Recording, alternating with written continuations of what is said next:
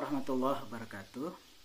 Pada pertemuan kali ini kita akan membahas idealisme Jerman yang akan mengupas tiga pemikir atau tiga filosof utama di dalam mazhab idealisme Jerman. Yang pertama adalah Fichte, Schelling, dan Hegel pastinya.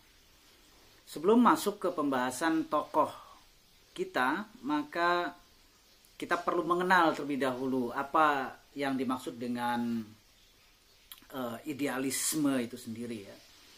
Jadi idealisme Jerman itu memang menyuguhkan suatu gaya metafisika baru ya, yang mana rasio tidak lagi dipahami, tidak lagi dimengerti sebagai subjek tertentu.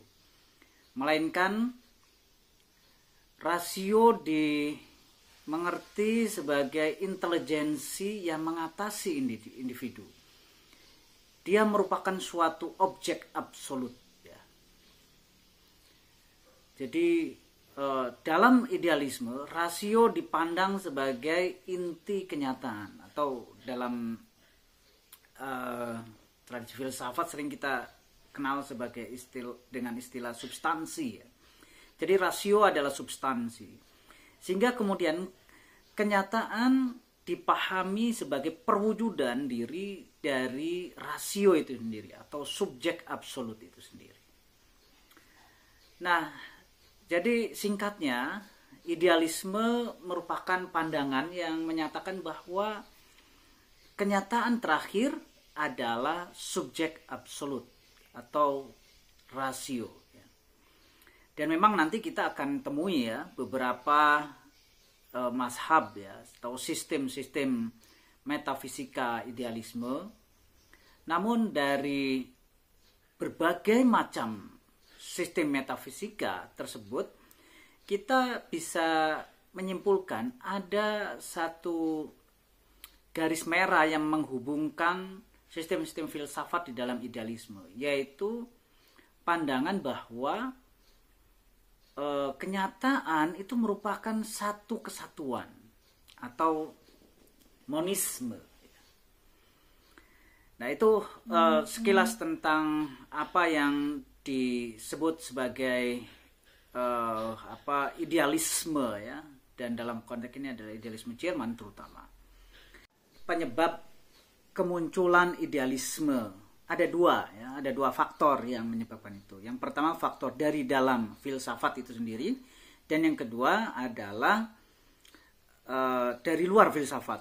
Nah, apa yang faktor dari dalam filsafat internal?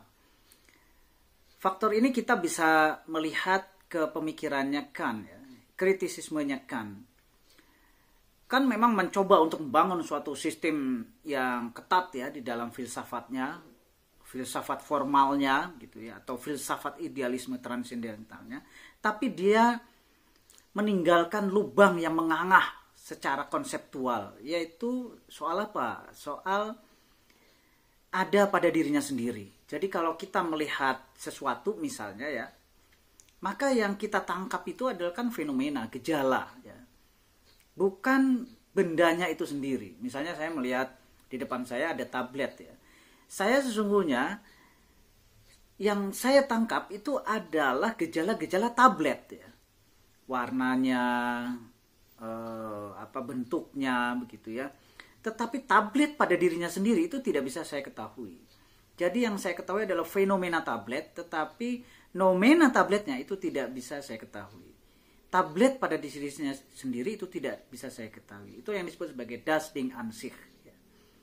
Dan di sini ada kontradiksi. Di satu sisi kan menunjuk bahwa ada sesuatu, tetapi kemudian sesuatu itu dianggap kita tidak bisa mengetahuinya. Padahal kita sudah menyebut begitu ya. Dan itu diandaikan begitu saja di dalam filsafatnya Kant. Dipercayai begitu saja bahwa ada sesuatu yang dibalik fenomena, yaitu nomena itu. Dan ini mengarahkan pada sikap dogmatis ya, penerimaan begitu saja. Nah, itu kebuntuan, salah satu kebuntuan di dalam kritisismenya Kant. Lalu kemudian yang kedua itu adalah dari luar filsafat. Dari luar filsafat ini ada dua ya. Yang pertama teologi. Jadi para filosof idealis Jerman ini sebelum belajar filsafat, mereka belajar teologi terlebih dahulu. Jadi mereka hijrah dari teologi ke filsafat. Karena itulah maka kita sering kalau membaca atau kita coba memahami pemikiran para filosof idealis ini seperti Hegel, maka kita akan teringat ya beberapa ajaran-ajaran dalam teologi ya tentang Tuhan. Jadi roh absolut begitu ya, yang mengenal dirinya sendiri, yang darinya mengalir segala keberadaan begitu ya. Jadi seolah ini adalah teologi implisit ya, atau demitologisasi atau rasionalisasi teologi sebenarnya. Itu yang pertama. Yang kedua adalah gerakan romantisme ya, yang terutama terlihat dalam pandangannya Schelling. Jadi beberapa pokok yang menjadi perbincangan di dalam idealisme Jerman yang ya kalau kita rujuk ya, isu tersebut diperkenalkan oleh romantisme ya, gerakan romantisme. Salah satunya adalah bahwa alam itu bukan suatu sistem mekanis tapi suatu totalitas organis ya, bahkan yang memiliki kesadaran dan seterusnya. Kemudian juga ada tema Volksgeist ya, jadi jiwa rakyat, atau bahwa sejarah itu memiliki telos ya, itu adalah khas dari gerakan romantis. Nah, itu dua hal yang menjadi penyebab kemunculan dari idealisme. Kita akan masuk pada filosof yang pertama, yaitu dalam deretan idealisme para filosof idealisme Jerman, yaitu Johann Gottlieb Fichte. Dia hidup 1762 sampai dengan 1814. Pandangannya yang paling pokok adalah tentang aku absolut. Karya utamanya Wissenschaftslehre ya. Itu artinya bahwa nanti dia berpandangan di dalam karya utamanya itu bahwa filsafat itu harus menjadi ilmu pengetahuan. Dalam arti apa? Yang pertama, filsafat harus tersusun dari proposisi-proposisi sebagai keseluruhan sistemik di dalam suatu susunan logis. Yang kedua, filsafat mesti punya satu proposisi self-evidence ya, yang terbukti dengan dirinya sendiri, yang mendahului proposisi-proposisi yang lain ya. Itu semacam aksioma kalau dalam konteks matematika misalnya ya. Nah, sebagai ilmu dasar ya, Grundwissenschaft, filsafat itu menjadi ilmu tentang ilmu ya, atau teori tentang ilmu pengetahuan. Yang kemudian kita yang diistilahkan yang kemudian menjadi judul bukunya yaitu Wissenschaftslehre ya. Baik. Seperti kita ketahui, Fichte ini adalah seorang idealis ya.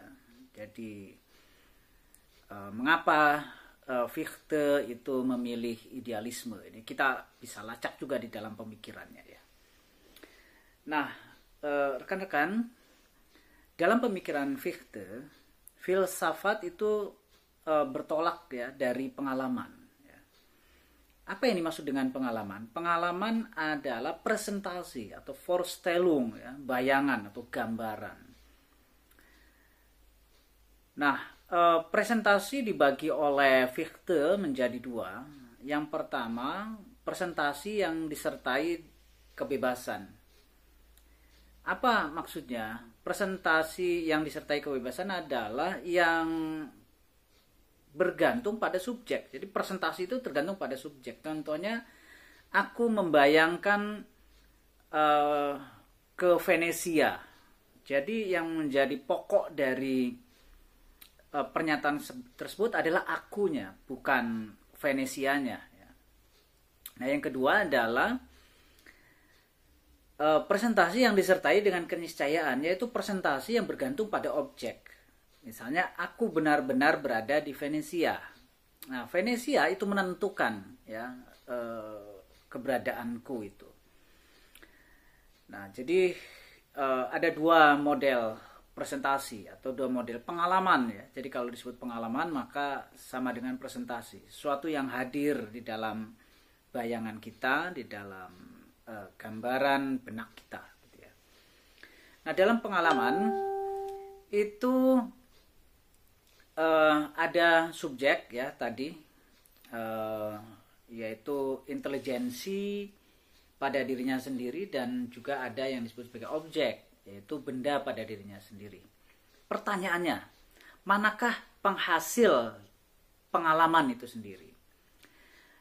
Nah, menurut Fichte, kalau kita menekankan objek saja, maka kita akan jatuh pada dogmatisme, bahwa ada sesuatu di seberang sana dan sesuatu itu menentukan kesadaran kita. Gitu ya. Nah, itu kalau kalau kita lebih menekankan pada bahwa sumber pengalaman adalah objek, maka kita akan jatuh pada objek atau dogmatisme ya. Sedangkan kalau kita memilih subjek, maka itulah yang disebut oleh Fichte sebagai posisi idealisme ya. Nah, Kant itu memilih objek ya. Mengapa? Ya, meskipun dia mengakui bahwa ada unsur-unsur a priori ya yang ada pada diri manusia, dengan kategori kognitifnya itu ya, tetapi dia jatuh pada dogmatisme tentang adanya apa yang kemudian kita kenal sebagai das Ding an sich ya, ada pada dirinya sendiri. Karena itu Fichte di dalam filsafatnya itu menghapus das Ding an sich dan memilih subjek. Nah, inilah posisi yang menurut Fichte itu disebut sebagai idealisme. Nah, rekan-rekan, nah para filosof itu kan banyak ya mazhab-mazhabnya gitu ya. Nah, menurut Fichte, macam filsafat mana yang dipilih oleh orang yang filsafat mana yang dipilih oleh orang ya, tergantung dari manusia macam apa orang itu. Jadi pilihan kita itu mencerminkan siapa diri kita gitu ya. Nah, menurut Fichte, filsuf yang matang ya, kesadaran moralnya itu adalah yang memilih idealisme daripada dogmatisme. Jadi dengan secara tidak langsung Fichte mengejek Immanuel Kant bahwa ya Immanuel Kant pemikirannya belum matang gitu ya. Nah, itu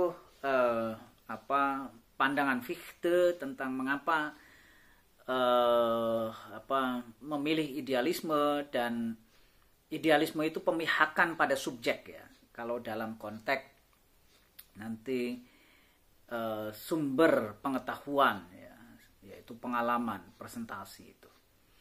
Oke, selanjutnya pandangan utama Fichte ini adalah tentang aku ya, aku murni ya, das absolut ich ya. Menurut Fichte, asas dasar filsafat itu adalah intelijensi pada dirinya sendiri atau aku ya, das ich ya, atau ego, atau kemudian disebut sebagai aku murni ya, das absolut ich, yang melampaui aku empiris. Jadi kalau disebut aku murni itu berarti bukan aku partikular seperti Subhi misalnya ya, tetapi sesuatu yang melampaui yang individual ya, yang partikular. Jadi aku murni adalah kesadaran pada diriku sendiri. Pertanyaan lanjutannya, kalau kita mau tanya pada Fichte, bagaimana kita bisa tahu aku murni itu? Nah, Fichte mengajarkan pada murid-muridnya seperti ini. Jadi kalau Anda sekalian ingin tahu aku murni, maka panduannya mungkin seperti ini ya. Saudara-saudara, pikirkanlah dinding itu. Lalu pikirkanlah dia yang memikirkan dinding itu. Kemudian pikirkanlah dia yang memikirkan dinding itu, dan seterusnya. Jadi kalau kita melakukan refleksi terus-menerus ya, secara berlapis seperti itu, maka di satu titik kita akan menyadari tentang aku murni itu. Jadi melalui proses refleksi seperti inilah kita akan menemukan aku murni ya. Itu yang kemudian menjadi asas dasar dari filsafat menurut Fichte. Nah, aku murni itu sendiri sebenarnya bukan suatu seperti orang gitu ya, seperti subjek yang suatu entitas begitu ya, tapi dia merupakan sebuah kegiatan sebenarnya. Ada Fichte menyebutnya Tatanlung ya, yang terjadi di dalam kesadaran. Jadi bukan yang berbuat ya. Jadi bukan orangnya, tetapi kegiatan menyadari itu sendiri. Aku murni tak bisa dijadikan sebagai objek kesadaran ya, jelas ya, karena dia adalah aktivitas kita itu sendiri dalam menyadari, maka aktivitas kita itu sendiri nggak bisa dijadikan sebagai objek kesadaran. Jadi aku murni adalah aku transendental ya, nama lainnya. Aku yang memungkinkan kita mengobjektifikasi sesuatu. Jadi karena itu kalau mau diringkaskan, maka intelijensi itu sama dengan kita berbuat ya, tindakan. Jadi aku murni itu adalah tindakan, merupakan sesuatu yang praktis. Karena itulah maka filsafatnya Fichte disebut sebagai idealisme praktis ya. Nah,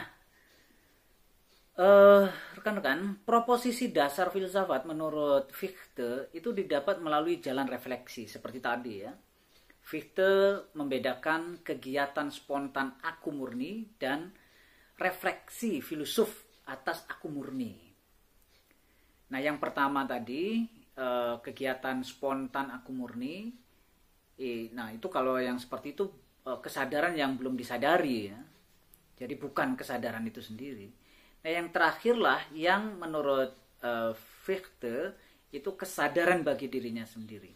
Sebab disadari oleh para filsuf melalui intuisi intelektual ya.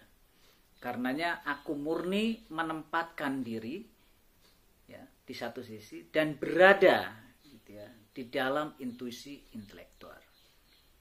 Fichte dalam bahasanya Fichte, aku murni menempatkan dirinya sendiri. Nah, kesadaran bisa muncul kalau ada sesuatu yang bukan kesadaran. Nah, ini mulai model dialektika ya. Jadi aku disadari melalui non-aku gitu. Aku murni bisa disadari dalam intuisi intelektual kalau aku murni dipertentangkan dengan non-aku. Non-aku ini diadakan sendiri oleh aku murni. Jadi kalau ada aku murni, maka aku murni ini katakanlah dalam tanda kutip menciptakan ya atau mengadakan non aku ya. Aku murni menempatkan suatu non aku yang bertentangan dengan dirinya. Non aku sama tak terbatasnya dengan aku murni. Karena itu bisa saling meniadakan ya. Tidak mungkin dalam kondisi seperti itu muncul kesadaran. Karena saling meniadakan ya. Non aku meniadakan aku. Aku murni itu meniadakan non aku itu. Oleh karena itu aku murni dan non aku saling membatasi. Keduanya harus bisa dibagi-bagi menjadi aku terbatas dan non aku terbatas. Aku murni memproduksi pertentangan aku terbatas dan non aku terbatas yang kemudian menghasilkan kesadaran. Nah, dalam bahasanya Fichte, Aku murni menempatkan di dalam dirinya suatu ego terbatas yang berlawanan dengan non-ego terbatas. Oke, itu pandangan Fichte secara singkat. Baik, kita maju ke filsuf kedua yang mengajukan konsep filsafat identitas. Filsuf kita namanya adalah Friedrich Wilhelm Joseph Schelling. Dia hidup 1775 sampai dengan 1854 ya. Dia berpandangan bahwa refleksi itu menghasilkan pembedaan ya. Subjek, objek. Kemudian roh dan alam. Nah, refleksi harus menghapus dikotomi itu ya, dikotomi subjek objek roh alam itu harus dihapus dengan filsafat ya. Nah karena itu maka Schelling itu berpandangan bahwa alam adalah roh sebenarnya yang tampak. Jadi alam adalah roh yang tampak dan roh adalah alam yang tampak. Jadi kalau kita melacak ke pemikiran Immanuel Kant dan Fichte ya, kalau Immanuel Kant itu kan memprioritaskan pada objek yang kemudian dia mengakui adanya das Ding an sich, ada pada dirinya sendiri yang tidak diketahui begitu ya. Nah kalau kemudian kita melihat Fichte itu kan kebalikannya, dia menekankan pada subjek dan menghapus das Ding an sich. Tapi kalau Schelling itu memiliki pandangan yang agak berbeda ya. Menurut dia alam objektif itu sistem terpadu dinamis ya, yang mengarah pada suatu telos atau tujuan tertentu yang itu akan kembali pada dirinya sendiri. Jadi tujuan akhirnya adalah ya kembali pada dirinya sendiri gitu ya. Karena itu roh bagi Schelling itu adalah pengetahuan alam tentang dirinya sendiri ya. Alam tak terpisah dari kesadaran atau dari roh. Alam itu identik dengan roh.